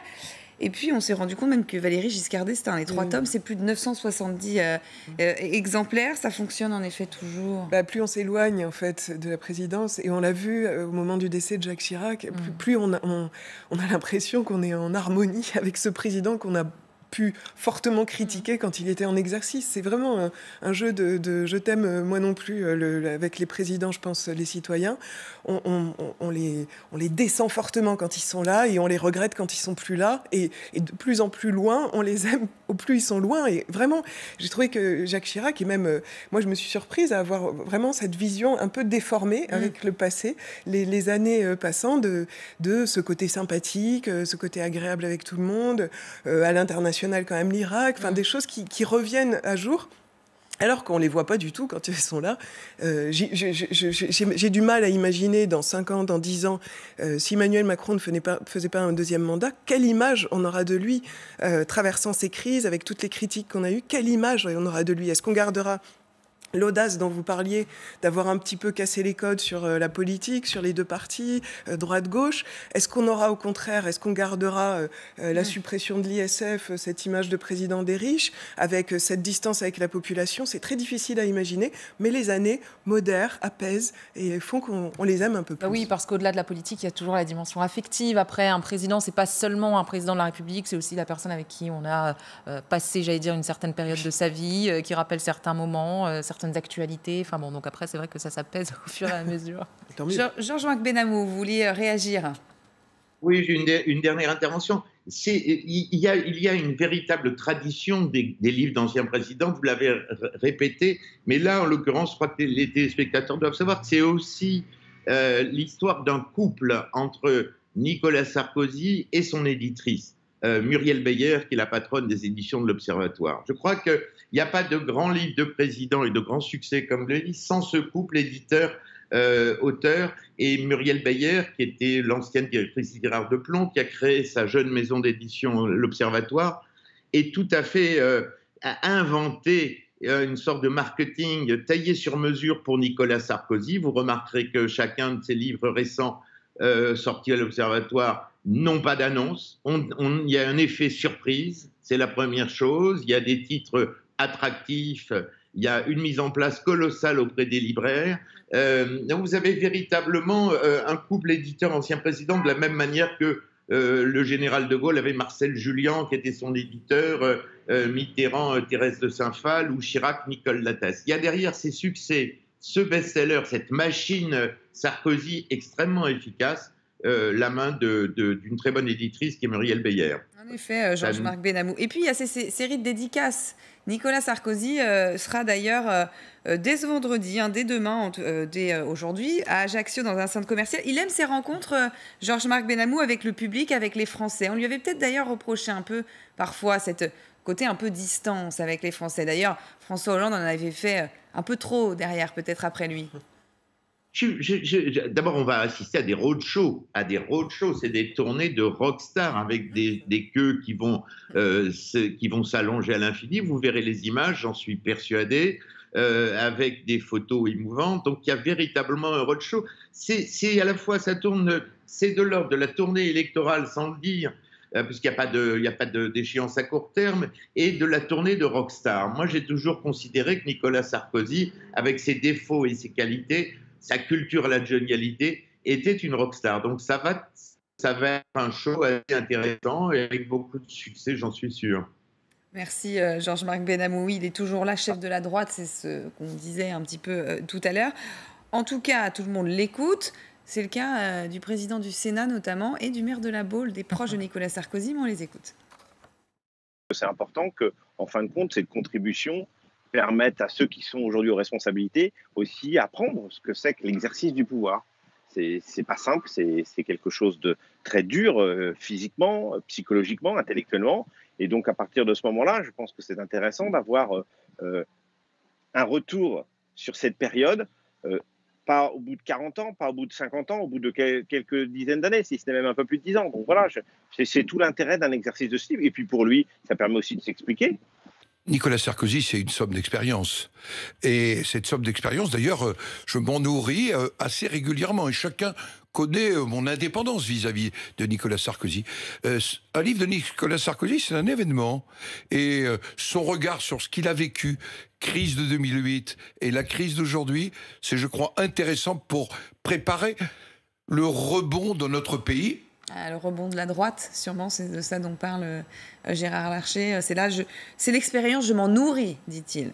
Oui, c'est un peu le cas quand même de tous ces acolytes aux Républicains, pour une raison toute simple. Nicolas Sarkozy, c'est d'abord le dernier chef d'État, le dernier président qui était membre de ce parti. Il a toujours gardé une influence extrêmement forte. C'est un peu, j'allais dire, le parrain quand même, celui qu'on va rencontrer, à qui on va demander conseil, etc. Et puis, aujourd'hui, il n'y a pas de leader, naturel au sein de ce parti. Donc, c'est vrai qu'il a laissé quand même un énorme vide. Alors, il y a eu François Fillon ensuite, mais on sait comment ça s'est terminé. Donc, Alors, justement, ça nous permet de rebondir sur une étude intéressante qui a été publiée par Le Point, étude réalisée par l'Institut IFOP, sur cette fameuse échelle gauche-droite. Et il semblerait que la population se situe en moyenne au centre droit, donc voilà, les Français pencheraient plus à droite. On peut l'expliquer, peut-être parce que la gauche est plus affaiblie. Non mais moi, personnellement, ça m'énerve, mais c'est politiquement que ça m'énerve. Parce que évidemment, on n'a que des propositions à droite et au centre, voire extrême droite, droite et au centre. On veut nous faire croire, ou alors c'est les tendances actuelles, mais qu'il n'existe que ça, que ce paysage est que comme ça. Parce que à gauche, ça a du mal à émerger. Bon, les municipales ont fait un petit éveil de quelque chose qui ressemblerait à des écologistes avec la gauche, mais ça a du mal à prendre. On a vu que ça prenait un tout petit peu au municipal, mais ça se confirme pas tellement. C'est pas que ça, en fait. Ce qui se passe, c'est que globalement, on a une crise de la gauche, parce que la gauche n'a pas réussi à se réinventer depuis les années 45-50. On a eu au départ le communisme, puis ensuite ce qu'on a appelé la social-démocratie. L'échec de la social-démocratie, on l'a vu avec François Hollande, avec Matteo Renzi, avec Tony Blair, en quelque sorte avec Barack Obama, qui a conduit à l'élection de Donald Trump. Comme il y a une crise des gauches en France et dans le monde occidental, on arrive à une droitisation parce qu'en fait, seule la droite arrive à incarner une forme de stabilité et d'ordre. On voit la longévité d'Angela Merkel, on voit le renouveau de Donald Trump, l'élection de Boris Johnson, et le fait que globalement, la droite est pour l'instant la seule pas à incarner une forme d'espoir dans le monde occidental, mais plutôt une forme de stabilité, au moins de bonne gestion. Et comme la gauche n'a pas réussi à réenchanter le rêve, et ils essayent globalement avec un nouveau logiciel qui est l'écologisme, et ils vont essayer de se recapitaliser dessus. C'est normal que les Français aujourd'hui, ou même je pense qu'on fait le même sondage dans les autres pays, ça donnera strictement la même chose, ils se tournent vers les idées qui se reconnaissent, parce qu'il n'y a plus d'idées à gauche en fait, hormis l'écologisme. Mais je ne pense pas qu'il y ait plus d'idées à gauche, parce que si on regarde par exemple la politique d'Emmanuel Macron, elle était clairement plus à droite que ce qu'on avait estimé, mais finalement les actes ils sont aussi à gauche, puisqu'il a réagi en fonction des gilets jaunes, baisse des impôts, là il réagit à la crise du Covid avec beaucoup de financement pour les hôpitaux publics, l'industrie on en a parlé tout à l'heure, beaucoup de financement, en fait, forcément, puisque la crise le veut. Donc moi, je dirais que ce n'est pas les idées qui sont plus à jour ou plus tendance, c'est les personnalités pour porter, et ce que vous avez dit, c'est-à-dire de faire rêver. On voit bien qu'à gauche, il y a eu beaucoup de défections, même de la vie politique. Arnaud Montebourg, il est plus entrepreneur que politique à l'heure actuelle, même si on le revoit un peu avec le Made in France. Fleur Pellerin, Filippetti, toutes ces personnalités-là qui étaient un peu les quarantenaires qu'on peut imaginer porter des valeurs de la gauche ne sont plus là, et on voit plus personne, mis à part un Laurent Geoffrin qui tout d'un coup sort avec un projet poussé par François Hollande.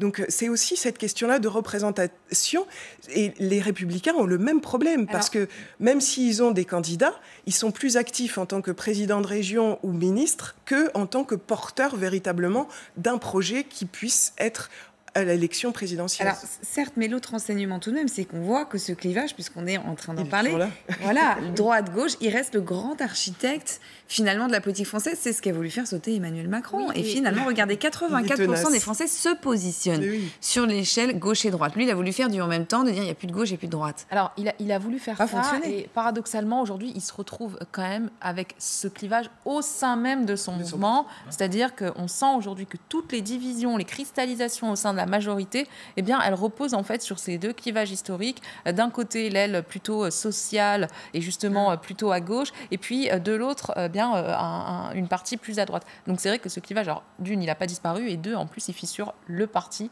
de celui qui a tenté de le faire. Ce qui peut changer un petit peu, c'est l'écologie aussi, parce qu'on voit, et on va voir si Emmanuel Macron relève ce défi d'une écologie qui serait plus connotée de droite, une écologie plus économique, l'écologie industrielle ou quoi, et ça peut brouiller les pistes et puis donner d'autres perspectives pour le paysage politique. William Tay.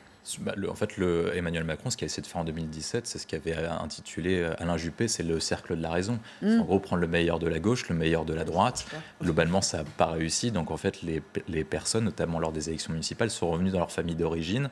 Ce qu'on remarque, c'est globalement, moi je l'analyse plutôt comme ça, c'est que les Français ont donné leur chance à Nicolas Sarkozy, qui était le meilleur de la droite de sa génération, puis à François Hollande, qui était le meilleur de sa génération. Ils se sont dit, faire une politique de gauche comme ça, une politique de droite comme ça, on n'en a pas voulu à un moment donné. Donc on a essayé de prendre en gros l'enfant chéri des deux anciens présidents, qui étaient Emmanuel Macron. Là, Emmanuel Macron a une difficulté parce qu'il est passé du en même temps le meilleur de la gauche, le meilleur de la droite, à une forme de nini. C'est qu'il est en train de se couper petit à petit des deux côtés. Il est en train de se couper d'une grande partie de la gauche, notamment avec la question des féministes, avec Gérard Darmanin, et puis la question de l'écologie. Et avec la droite, il n'arrive toujours pas à répondre à la question, se positionner sur les questions sociétales et régaliennes. Donc il va sûrement perdre, moi je l'analyse comme ça, pour 2022 des deux côtés. En fait, il va se retrouver sur le socle que vous avez mis dans le sondage, le socle à 5, qui est le socle pile au milieu, et il va essayer de prendre un peu de 4 et 6. En termes de perspective, la donnée pour les Républicains, moi j'interprète surtout comme ça, c'est surtout que la même année, plutôt en un an et demi, avec 2016-2017, ils ont perdu tous leurs leaders nationaux. Quand on teste dans les intentions de vote, parce qu'on a travaillé dessus, des candidats comme François Baroin, Xavier Bertrand, Valérie Pécresse, ils font 14-12%.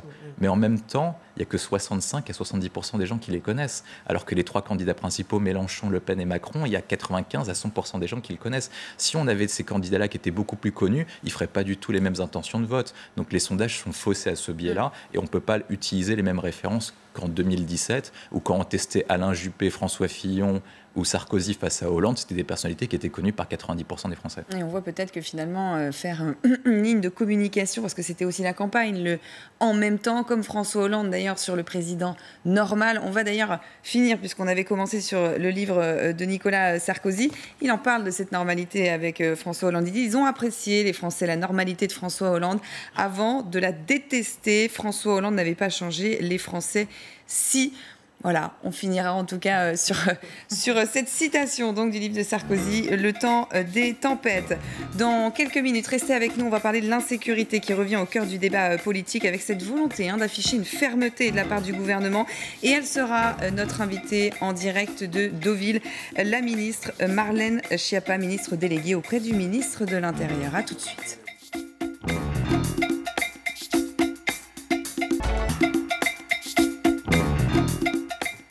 Il est 11h30 sur LCI. Bienvenue si vous nous rejoignez dans Actu & Co, l'insécurité qui revient au cœur du débat politique, avec une volonté d'afficher de la fermeté de la part du gouvernement. Dans un instant, Marlène Schiappa, ministre déléguée auprès du ministre de l'Intérieur et chargée de la citoyenneté sera en direct avec nous. Elle est en déplacement dans le Calvados sur le thème de la sécurité. Et bien justement, peut-être qu'elle nous entend. Bonjour, Madame la ministre. Merci d'être avec nous. Déplacement sur le thème de la sécurité. Pour vous, aujourd'hui, vous êtes dans le Calvados. Vous soutenez les forces engagées justement sur des dispositifs de sécurité qui vont être mis en place pour la saison, pour cet été. Les mots hier de Gérald Darmanin, on fera plier ceux qui veulent faire plier la République. Tolérance zéro, ce sont les mots du président. Mais ce sont des mots que les Français ont toujours entendus. Quels vont être les actes concrets, Madame la ministre ? Bonjour, d'abord je crois que, comme disait Napoléon Bonaparte, les mots sont tout. Et donc les mots du président de la République, les mots du ministre de l'Intérieur, ce ne sont pas que des mots, ce sont aussi des consignes et c'est aussi une orientation politique. Et là moi je suis là aujourd'hui à Villers, nous sommes avec monsieur le préfet, monsieur le maire, avec mesdames et messieurs les députés. Et nous sommes là aux côtés de la gendarmerie qui est mobilisée et qui a mis en place un vrai dispositif très efficace avec des gendarmes professionnels mais avec aussi des réservistes. Et je suis venue saluer cet engagement citoyen de citoyens français qui, dans la vie de tous les jours, ont un métier, mais qui ont décidé en plus de venir protéger leurs concitoyennes et leurs concitoyens et de s'engager comme réservistes dans la gendarmerie. Et donc nous avons là des gens qui sont à moto, à pied, en véhicule, à vélo, à cheval aussi, comme vous pouvez peut-être le voir derrière moi, et qui sécurisent les côtes à la fois pour les habitants du Calvados, mais aussi pour toutes les personnes qui viennent là en vacances pour un moment de repos. Et je crois que c'est important de se dire que la gendarmerie est là, répond présent et est là pour protéger la population face à tous ces faits que vous avez évoqués. Qu'est-ce qu'ils vous ont dit? Qu'est-ce qu'ils vous disent? Qu'est-ce qu'ils demandent? Je suppose bien sûr qu'ils vous ont quand même interpellé, on le sait, sur les manques de moyens, le manque de budget. Ils se sentent soutenus? On n'a pas l'impression. Je ne partage pas cette analyse. Moi, je crois au contraire qu'il y a un véritable soutien à la fois du président de la République et du Premier ministre Jean Castex, mais aussi de nous-mêmes. Le ministre de l'Intérieur, Gérald Darmanin, était à Nice. Il a multiplié les déplacements. Nous sommes allés ensemble à Calais, à La Chapelle. Là, je suis aujourd'hui, évidemment, là pour soutenir justement les gendarmes, les réservistes et puis ce travail de bonne collaboration. Donc moi, ce que l'on m'a dit depuis que je suis arrivée ce matin, c'est qu'il y a une bonne collaboration entre les élus, les mairies, les services de l'État, les forces de l'ordre et que tout le monde est là main dans la main pour assurer la sécurité et pour protéger. Et les citoyennes et les citoyens sont heureux de voir à quel point la gendarmerie est là et répond présent. Et pour ce qui concerne la question des moyens que vous abordez, bien sûr c'est fondamental et c'est pour ça que Gérald Darmanin a obtenu le financement de 2300 véhicules neufs, ce qui est très important parce que quand vous êtes dans un commissariat de police ou dans une brigade de gendarmerie et que votre véhicule il a atteint les 230 000 km et que vous ne pouvez plus rouler, eh bien c'est très difficile et ça vous entrave au quotidien. Donc voilà, nous c'est notre engagement, ministère de l'Intérieur, être là, répondre présent, soutenir les forces de l'ordre et soutenir ces forces de l'ordre qui protègent. Notamment, j'ai pu rencontrer une référente de brigade contre les violences intrafamiliales et qui m'a expliqué qu'il y avait eu un doublement des faits de violences intrafamiliales pendant le confinement et heureusement que la gendarmerie était là pour répondre présente et pour accompagner ces femmes, les reloger, les mettre en lien avec l'ensemble des accompagnants sociaux. Alors vous parlez des moyens matériels et en effet il y a les moyens humains. Vous parlez là de la police de proximité. Il faut justement, c'est l'enjeu, la police de proximité. Il faut mettre les moyens sur ces policiers très proches des gens, notamment dans les quartiers. On le sait, ils avaient été supprimés sous Nicolas Sarkozy. Oui, vous avez tout à fait raison sur cet enjeu de présence humaine et les moyens, ce sont à la fois des moyens matériels et Gérald Darmanin a dit à plusieurs reprises qu'il serait le ministre de l'Intérieur qui ferait en sorte qu'il y ait suffisamment de voitures, d'écrans, de vélos et de moyens matériels, mais aussi les moyens humains. Et c'est pour ça que moi je suis venue soutenir et valoriser les réservistes de la gendarmerie parce que ce sont des personnes qui décident de s'engager dans un engagement désintéressé au service des autres et qui travaillent tout au long de l'année et qui là cet été ne partent pas en vacances et ont choisi de consacrer leur été à venir s'engager pour protéger les Françaises et les Français. Moi je trouve que c'est un engagement citoyen très beau qui mérite d'être plus connu, qui mérite d'être valorisé et j'ai vu aussi la fierté de ces réservistes de la gendarmerie qui ont décidé de s'engager au service des autres. Je pense qu'on peut d'abord les saluer et les en remercier parce qu'au-delà du manque de moyens, je crois qu'il y a parfois aussi un besoin de reconnaissance qui est bien légitime. Et je pense que c'est important d'apporter cette reconnaissance là aujourd'hui à Villers aux forces de gendarmerie qui s'engagent pour nous protéger toutes et tous. Je viens de rencontrer des gendarmes qui sont avec des véhicules légers qui leur permettent de circuler pour par exemple retrouver les enfants qui font des fugues l'été. Voilà, ça paraît anodin, mais quand vous êtes dans une famille, que votre enfant a fait une fugue et qu'il faut le retrouver, que vous appelez la gendarmerie, eh bien je peux vous dire que c'est quelque chose de fondamental, c'est un fier service et tout simplement ce sont des gens qui sauvent des vies au quotidien. Donc je crois qu'il faut le rappeler. Et vous allez travailler sur ce lien de confiance, on le sait, qui est déficient avec la population. Justement, vous êtes en train de le faire ce matin. Ce manque de formation et de recrutement aussi. Il va falloir se pencher sur ce dossier. Vous allez le prendre à bras-le-corps pour que, oui, des enfants qui deviendront grands demain aient envie d'être policiers en France. Oui, je crois que c'est important. Et avec le ministre de l'Intérieur, nous sommes pleinement mobilisés. Vous savez, nous sommes en train de préparer la rentrée. Et donc, chacun prépare la rentrée scolaire, mais nous préparons aussi les rentrées dans les écoles de gendarmerie et les écoles de police. Et je crois que c'est fondamental de travailler sur ces questions. À partir du mois de septembre, j'aurai l'occasion de me déplacer, comme je l'avais fait précédemment. J'étais allée dans mes précédentes fonctions sur l'égalité femmes-hommes, j'étais allée avec Christophe Castaner à Chaumont, à l'école de gendarmerie, parce que la formation évolue. Il y a notamment maintenant 130 heures de formation contre les violences sexistes et sexuelles. Donc je crois que la gendarmerie évolue, elle aussi, accompagne l'évolution de la société. Et ces formations, elles sont fondamentales. Et effectivement, nous répondrons présents sur ces questions également. Madame la ministre, Céla Bougriou, qui est en plateau, journaliste au service politique de TF1 LCI, veut vous poser une question. Bonjour Madame la Ministre, vous nous donnez la transition parfaite en parlant de la rentrée. Bonjour. Alors une question un peu plus générale. Il y a quelques jours, vos équipes ont défini un peu les contours de votre mission auprès des journalistes. Est-ce que vous pouvez expliquer aux téléspectateurs qui nous regardent en quelques mots, d'abord dans un premier temps, en quoi va consister précisément votre mission et puis quelle est votre priorité très concrètement ? Bien sûr, avec plaisir. Merci de m'en donner l'occasion. Bien écoutez, je suis ministre déléguée auprès du ministre de l'Intérieur et chargée de la citoyenneté. Donc tous les mots sont importants. Je suis au ministère de l'Intérieur auprès de Gérald Darmanin. Et en charge de la citoyenneté, j'ai particulièrement en charge la défense du principe de laïcité, qui est un sujet, vous le savez, qui me tient à cœur depuis de nombreuses années, mais aussi l'engagement citoyen. L'engagement des forces de l'ordre vis-à-vis de la protection des femmes. Et là, c'est la continuité de mon engagement précédent, parce que les forces de l'ordre sont en première ligne pour protéger les femmes, mais aussi la mise en œuvre du droit d'asile, par exemple, et des politiques d'intégration des étrangers. Donc c'est un périmètre qui concerne la citoyenneté, comme son nom l'indique, et auquel je m'attelle dès à présent, comme vous pouvez le constater.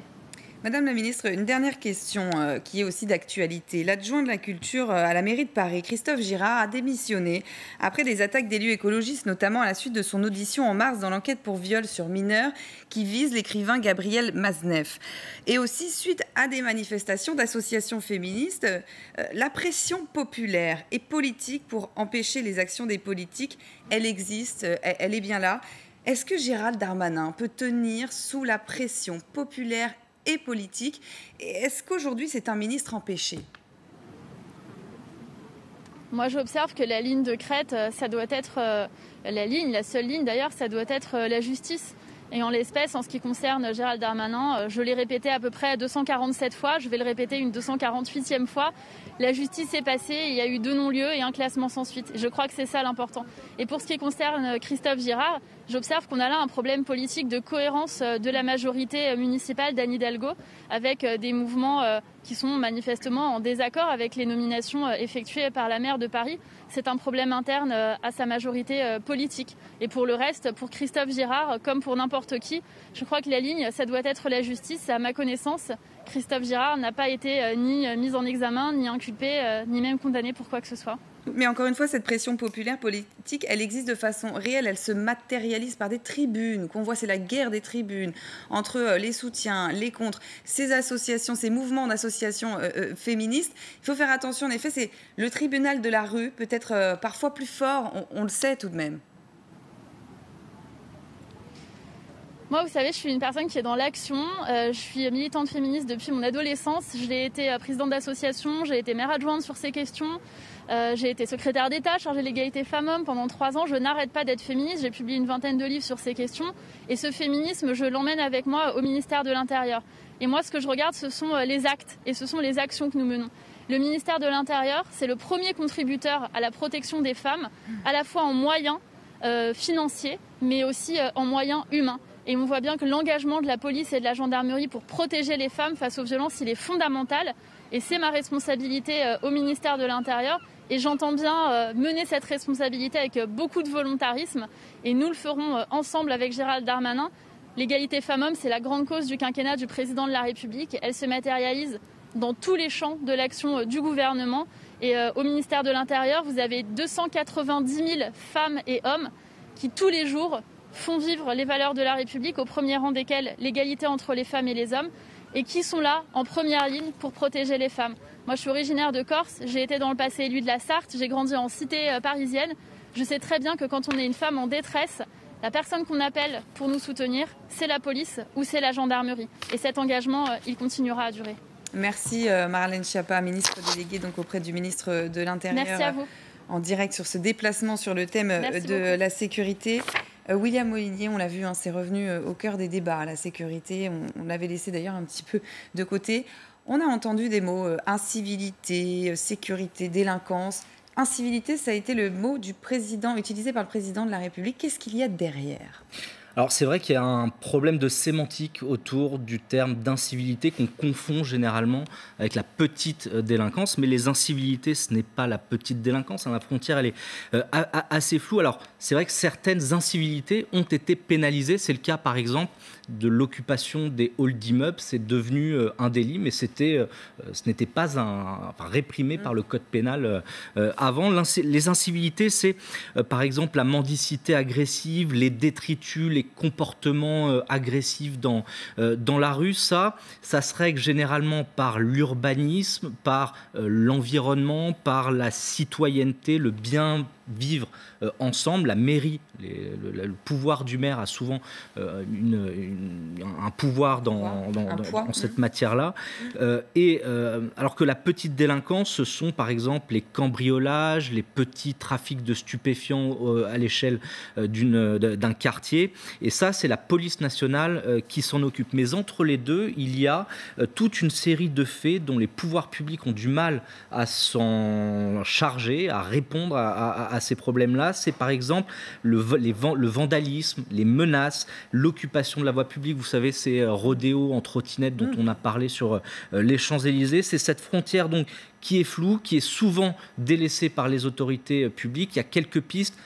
La montée en puissance des polices municipales ou la sécurité privée, mais tout cela reste encore très compliqué pour les pouvoirs publics. C'est là, on sent bien en effet, on l'a entendu, la ministre, elle parle toujours de cette proximité avec les gens. Alors oui, elle a eu un ministère en plus où elle a pris à bras-le-corps les violences faites aux femmes. Donc elle s'est beaucoup entretenue, elle a beaucoup discuté avec ces femmes. Elle parle de ce rôle essentiel de la police de proximité finalement. Va revenir en force, c'est sûr. Alors, je ne peux pas me prononcer à ce stade, mais la question de la proximité, en fait, c'est aussi tout simplement la question de dialogue entre, d'un côté, les forces de l'ordre, de l'autre, la population. On sait que l'institution de la police, elle sort quand même, elle est en pleine crise de ce point de vue-là. Donc, évidemment que c'est un axe sur lequel il faut travailler. Et puis, plus globalement, sur la sécurité, on sait que c'est un thème qui revient comme ça de manière très forte et sur lequel, le gouvernement, l'exécutif, en règle générale, doit être très présent. D'ailleurs, Jean Castex, il a beaucoup insisté là-dessus,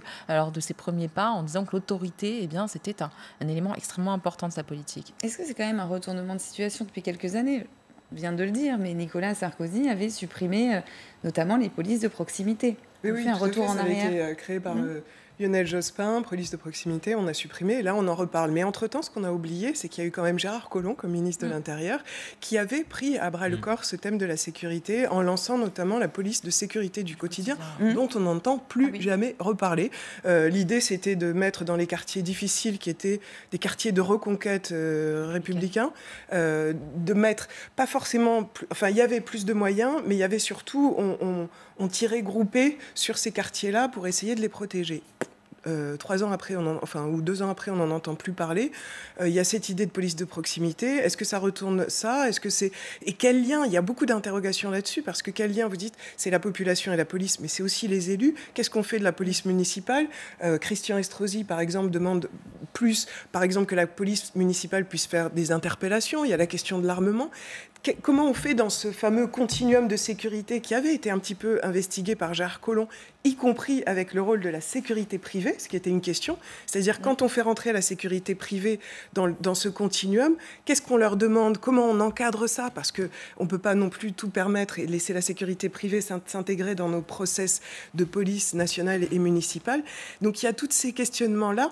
Et j'ai l'impression qu'avec le temps Castaner, ça a été un petit peu mis de côté.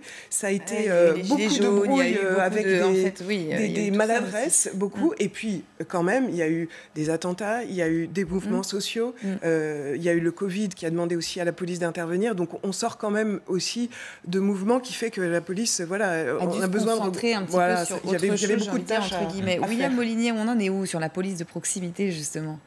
Alors, le terme police de proximité, c'est évidemment un terme politique qui est connoté sous l'ère Sarkozy. Et effectivement, qui est Gérard Collomb, voilà, tout le monde le comprend. On comprend ce que ça veut dire derrière, voilà. Effectivement, Gérard Collomb avait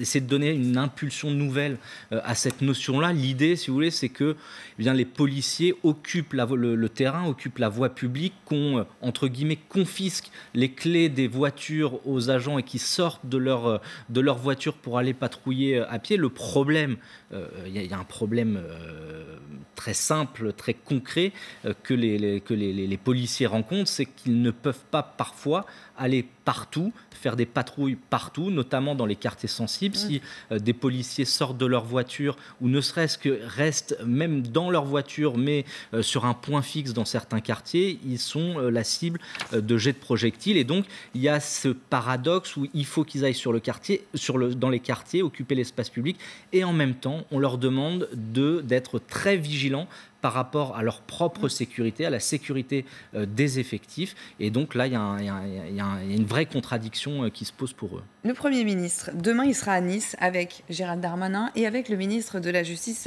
Dupond-Moretti. Il promet des annonces concrètes contre des actes inadmissibles. Qu'est-ce que ça peut être, ces actes concrets? Alors bon, c'est dit comme ça, mais qu'est-ce que ça veut dire? Il l'expliquera, mais pour l'instant, c'est flou. J'ai du mal à voir, on a du mal à voir quelles seraient les mesures concrètes, ne serait-ce qu'en termes d'effectifs, parce que les différents exercices depuis des années et des années montrent que, alors effectivement, il y a eu des baisses d'effectifs dans certains domaines, notamment les CRS, où, avec la crise des Gilets jaunes, on se rend compte que c'était un vrai problème. Mais les effectifs ne font pas tout dans la police. C'est aussi une question d'organisation, une question de dynamique. Et c'est vrai qu'on a du mal à voir ce que peut proposer le Premier ministre concrètement samedi pour régler le problème de la sécurité qui, à mon avis, est insoluble en termes très rapides. C'est-à-dire que c'est forcément des réponses sur le temps long. Alors, la sécurité, c'est la police, mais c'est aussi la justice. C'est lié. Et la justice de proximité, elle aussi, on peut dire, elle en a pris un coup ces dernières années. Déjà, je reviendrai sur la question de l'organisation de la police. Je pense qu'il faut distinguer les rôles de la police nationale et de la police municipale. On pourrait renforcer les pouvoirs de la police municipale pour qu'elle joue justement le rôle de police de proximité, surtout qu'on pourrait faire entrer le niveau de la police municipale et la question de la mairie pour entrer en question avec les quartiers sensibles, etc.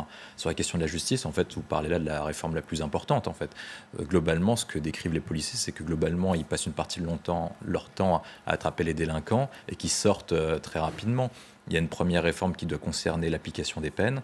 La deuxième, c'est éventuellement envisager un allongement des peines et puis la coupler avec la construction de places de prison supplémentaires. C'est une réforme globale qu'il faut qu'il mette en œuvre. S'il se concentre uniquement sur le volet sécurité mais qu'il néglige le côté justice, il ira droit dans le mur. William, la justice de proximité, on se rappelle, me semble-t-il, c'est Rachida Dati, la nouvelle carte judiciaire qui, à l'époque, avait mis d'ailleurs les magistrats ou les avocats dans la rue.